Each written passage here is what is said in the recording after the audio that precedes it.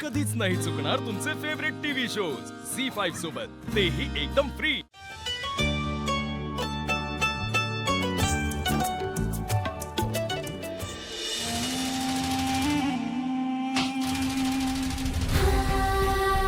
काय करतेस ग तू? का माझ्या आणि सारंगच्या मध्ये तेच मुद्दाम? काय केलं मी? काय केलंस तू? त्याला दुपारी फोन केला नव्हतास? मी आणि सारंग कॉफी घ्यायला गेलो होतो, तुझा फोन आला म्हणून तो कॉफी प्यायचा सोडून निघून गेला। का फोन केला होतास तू त्याला? हा सांग ना, तू का करतेस हे सगळं? एक मिनिट,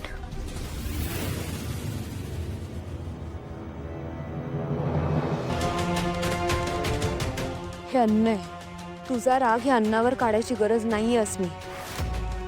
या अन्नाची किंमत त्यांना विचार, त्यांना एक घास कमवायला दिवसभर राबावं लागतं। आणि तुझा राग माझ्यावर आहे ना, मग माझ्याशी बोल, पण माझ्या घरात। एक मिनिट, तुझ्या घरात? हो, माझ्या घरात असं नुकसान करून चालणार नाही। कधीपासून तुझं घर झालंय? मी लग्न करून या घरात आले तेव्हापासून। लग्न नव्हतं ते, फसवणूक होती ती।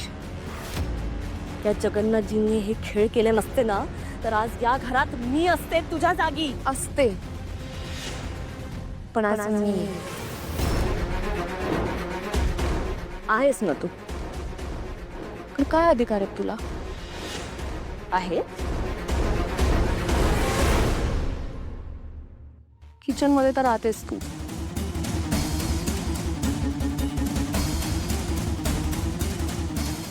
हाच काय तो तुझा संसार?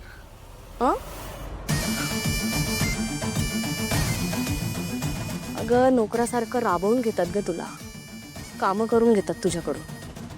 त्यामुळे या घरात तू अजून किती दिवस आहे तुझं तुलाही माहित नाहीये।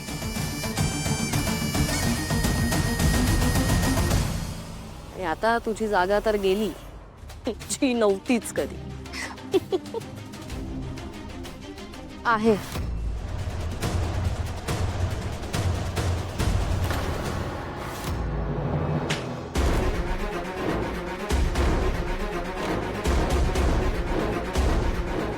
काय म्हणालीस? नकोय हे सगळं, सोडून द्यायचंय तुला हे? तारा, ती वेळ आता गेली। आपण खूप पुढे निघून आलोय त्याच्या। आता no looking back, it has to go on. Tara, कशासाठी, कोणासाठी मी हे सगळं साम्राज्य उभं केलंय? तुझ्यासाठी। हे सगळं उभं केलेलं माझं साम्राज्य हे असंच कोसळून जाऊ देऊ मी? तारा, अगं, हे जग आहे ना, जग हे फक्त दोन गोष्टींवर चालतं। दोन, एक म्हणजे पैसा आणि दुसरं प्रतिष्ठा।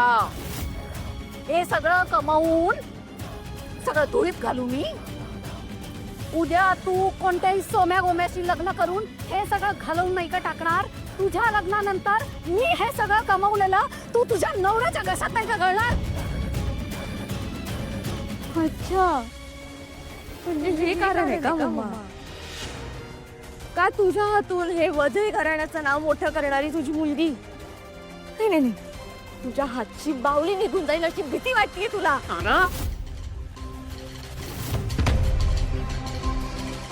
काय बोललीस? आज बोललीस, पुन्हा जर का हेच बोललीस आणि पुन्हा त्याच वाटेला गेलीस तर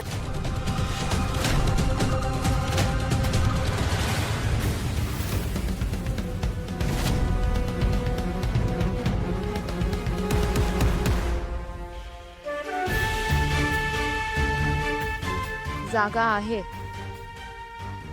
जागा ना निर्माण करावी लागते, जी मी केली आहे सारंग सरांच्या मनात। नशिबाने माझी गाठ बांधली गेली या घराशी, आणि हेच सत्य आहे। आणि सत्य नेहमी शुद्ध असतं, निर्मळ असतं। तुझ्यासारखं खोटं विश्व नाही उभं केलं मी अस्मी. या घरात माझी जी काही जागा आहे ना ती सत्याची आणि हक्काची. या भांडणात मी हरेन की जिंकेन मला नाही माहित, कारण माझ्याकडे सिद्ध करायलाच काही नाहीये. पण मला एवढं माहितीये की मी खरी आहे, अगदी माझ्या विठ्ठलाच्या भक्ती एवढी खरी. त्यामुळे मला कोणालाच घाबरायची गरज नाहीये किंवा कोणतेही खेळ खेळायची गरज नाहीये. तू तुझं बघ. खूप बोललीस तू. तू आणि त्या जगन्नाथने मिळून माझं आयुष्य उद्ध्वस्त करून टाकलं आणि आता या घरात तुझा खोटेपणा खरा करून विकतेस तू. हेच घरात आलीस तू. एक मिनिट.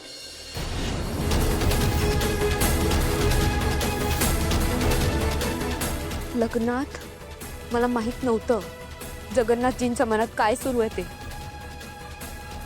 माझं लग्न एका वेगळ्याच व्यक्तीबरोबर होणार होतं अस्मी. माझ्या डोळ्यासमोर हे जे विश्व उभं आहे ना ते मी स्वप्नातही पाहिलं नव्हतं ग. माझ्या आणि माझ्या घरच्यांसमोर जे वाढून ठेवलं होतं ना त्याची आम्हाला कल्पनाही नव्हती, अगदी लग्नाच्या दिवसापर्यंत. त्यामुळे तू जे आरोप करतेस ना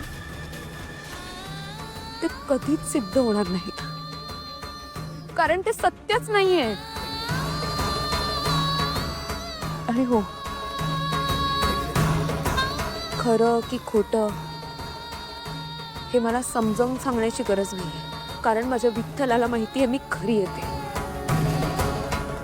आणि तो नेहमी माझ्या पाठीशी उभा असतो. शेवटी त्याचीच सावली आहे मी.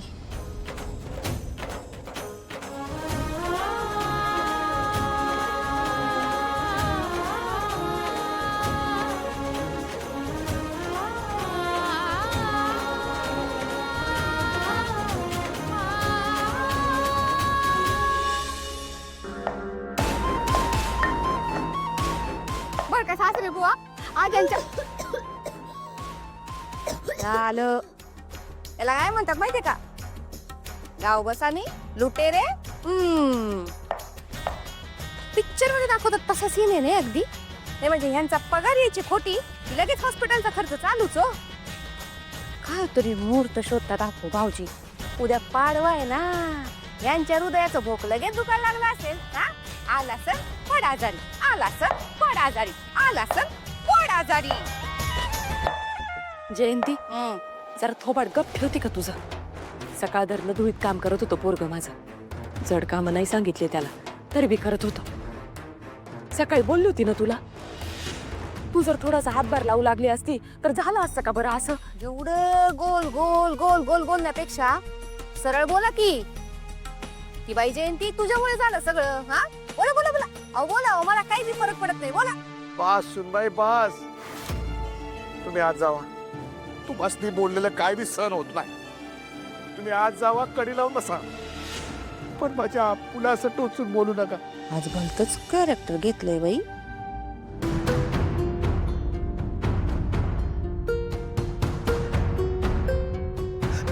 विठ्ठला तूच यातनं काहीतरी समाधान काढ.